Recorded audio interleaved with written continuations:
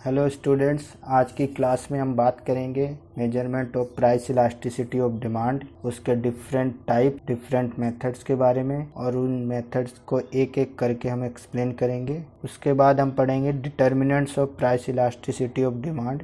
उसके बाद पढ़ेंगे importance of price elasticity of demand. Price elasticity को मेजर करने के 3 मेथड हैं। पहला मेथड है पॉइंट मेथड, दूसरा मेथड है टोटल एक्सपेंडिचर मेथड, और थर्ड है जियोमेट्रिकल मेथड। पॉइंट मेथड को हिंदी में हम बिंदु विधि कहते हैं, और टोटल एक्सपेंडिचर मेथड को कुल व्यय विधि कहेंगे, और जियोमेट्रिकल मेथड को ज्यामितिक विधि कहेंगे। अब हम एक एक करके इसको डिटेल में पढ़ेंगे, एक एक मेथड को। सबसे पहले बात करते हैं पॉइंट मेथड या बिंदु विधि को, जिसको हम परसेंटेज मेथड भी कहते हैं। पॉइंट मेथड जो है, पॉइंट मेथड वहाँ पे अप्लाई होगा जहाँ पे क्वांटिटी डिमांडेड और प्राइस में बहुत छोटा सा चेंज होता है।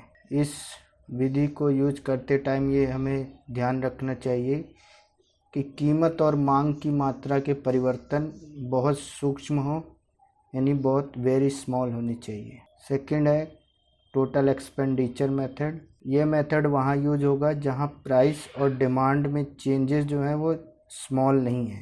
लेकिन इस मेथड में भी हमें एक चीज़ ध्यान रखनी चाहिए कि ये मेथड हमें coefficient of price elasticity of demand find करने में मदद नहीं करती। ये इस मेथड की एक सीमा भी है कि सटीक माप जो है प्रदान नहीं कर पाती। ये हमें सिर्फ इतना फाइंड करने में मदद करती है कि हमारी जो प्राइस इलास्टिसिटी ऑफ डिमांड है वो यूनिट इलास्टिक है या मोर देन यूनिट इलास्टिक है या लेस देन यूनिट इलास्टिक है।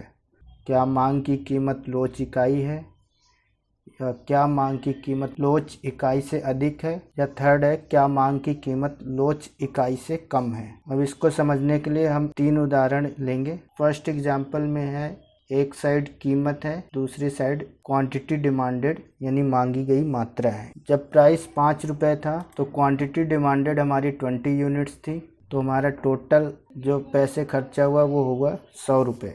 वहीं जब प्राइस 5 रुपये से 4 रुपये हुआ, हमारी क्वांटिटी डिमांडेड वो 20 यूनिट से 25 यूनिट हो गई, और प्राइस हमारा सेम रहा, जो कि हम 100 रुपये खर्च कर रहे थे। प्राइस कम होने के बाद भी हम 100 रुपये ही खर्च कर रहे हैं।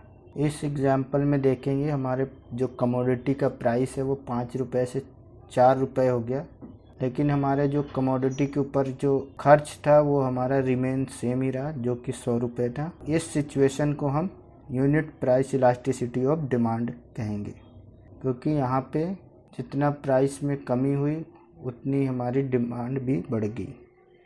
1 यूनिट प्राइस कम हुई तो 5 यूनिट क्वांटिटी डिमांडेड बढ़ गई, लेकिन हमारा जो टोटल एक्सपेंडिचर है वो रिमेन सेम रहा, जो कि 100 रुपये था।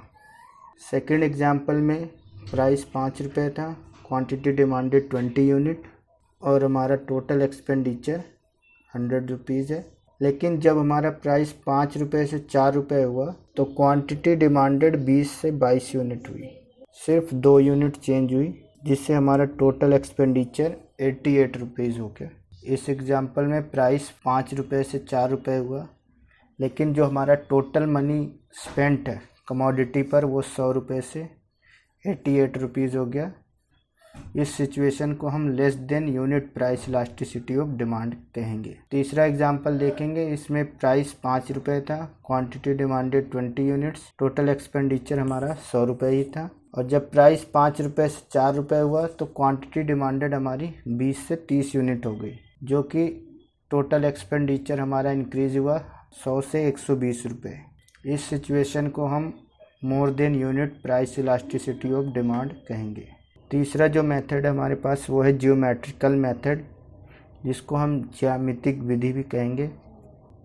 जियोमेट्रिकल मेथड में इलास्टिसिटी ऑफ डिमांड जो है वो डिफरेंट होती है डिफरेंट पॉइंट्स के अकॉर्डिंग एक डिमांड कर्व में। जियोमेट्रिकल मेथड से हम इलास्टिसिटी निकालेंगे lower segment of the demand curve divided by upper segment of demand curve. जैसे कि इस डायग्राम में हम देख सकते हैं एक्स एक्सिस पे हमने क्वांटिटी रखा, वाई एक्सिस पे प्राइस, और ए बी हमारी डिमांड कर्व है। और यहाँ पे के हमें एक पॉइंट दिया हुआ है डिमांड की।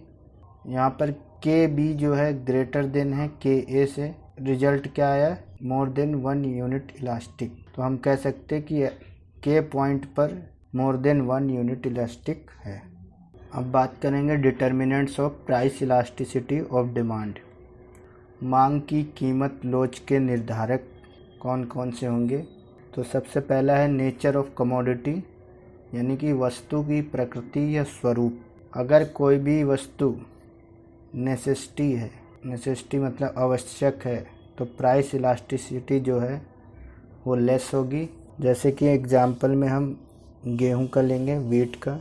गेहूं जो है वो एक नेसेसिटी है, इसलिए उसकी इलास्टिसिटी लेस रहेगी। वहीं अगर बात करें हम कंफर्ट गुड्स की, कंफर्ट गुड्स में change in price makes the consumer change the quantity demanded relatively more. Comfort goods में अगर ज़रा से भी प्राइस में चेंज होगी तो क्वांटिटी डिमांडेड ज़्यादा चेंज होगी, इसलिए हम इसको मोर इलास्टिक बोलेंगे।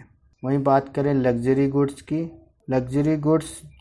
लग्जरी गुड्स ऐसे लोग खरीदते हैं जिनकी हायर इनकम होती है। इन गुड्स की डिमांड जो है चेंज ऑफ प्राइस के साथ चेंज नहीं होती, इसलिए इसको लेस प्राइस इलास्टिक बोलते हैं। सेकंड डिटर्मिनेंट्स है नंबर ऑफ सब्स्टिट्यूट्स, यानी प्रतिस्थापकों की सुलभ संख्या। किसी भी कमोडिटी के कितने सब्स्टिट्यूट अवेलेबल हैं। किसी कमोडिटी के अगर फ्यू या पुअर सब्स्टिट्यूट है तो लो प्राइस इलास्टिसिटी ऑफ डिमांड होगी। इस केस में हम वीट, गेहूं और नमक का एग्जांपल लेंगे। और अगर किसी कमोडिटी के मेनी सब्स्टिट्यूट्स हैं, बहुत ज़्यादा सब्स्टिट्यूट्स हैं, तो वो high price elasticity of demand होगी। थर्ड पॉइंट है वस्तु के संभावित उपयोगों की संख्या, number of uses of a commodity. किसी कमोडिटी के कितने यूजेस हैं, इस बात पे भी price elasticity of demand depend करती है। अगर किसी कमोडिटी की यूजेस ज़्यादा हैं तो उसकी प्राइस इलास्टिसिटी ग्रेटर होगी। और फोर्थ पॉइंट है price level of a commodity, यानी वस्तु की कीमत का स्तर। किसी कमोडिटी के प्राइस लेवल भी इम्पैक्ट करती है उसकी इलास्टिसिटी ऑफ डिमांड पे। अगर एक माचिस का बॉक्स है जो कि बहुत कम कीमत है तो उसकी इलास्टिसिटी ऑफ डिमांड लेस रहेगी। और अगर किसी कमोडिटी की प्राइस बहुत ज़्यादा है तो वो high price elasticity of demand होगी। आज की क्लास की तीसरा टॉपिक है मांग की कीमत लोच का महत्व, importance of price elasticity of demand.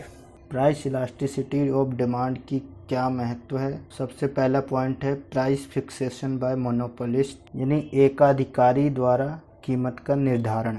जो मोनोपोलिस्ट होगा वो हमेशा ज़्यादा से ज़्यादा प्राइस चार्ज करना चाहता है कंज्यूमर से, तो इसलिए अगर प्राइस इलास्टिक की कोई कमोडिटी इलास्टिक नहीं होगी तो वो ज़्यादा से ज़्यादा चार्ज करेगा। और सेकंड है price support program of the government.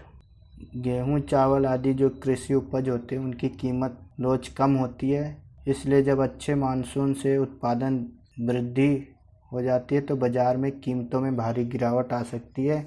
इसलिए सरकार किसानों की आय की रक्षण के लिए एक समर्थन कीमत की घोषणा करती है, जो कि एक लेवल डिसाइड कर देती है कि इसके नीचे कोई खरीदी नहीं करेगा। और थर्ड पॉइंट है incidence of indirect taxes. Indirect taxes का जो बर्डन है वो कंज्यूमर शेयर करेगा या प्रोड्यूसर शेयर करेगा, ये इस बात पे निर्भर करती है कि उस कमोडिटी की इलास्टिसिटी ऑफ डिमांड कैसी है।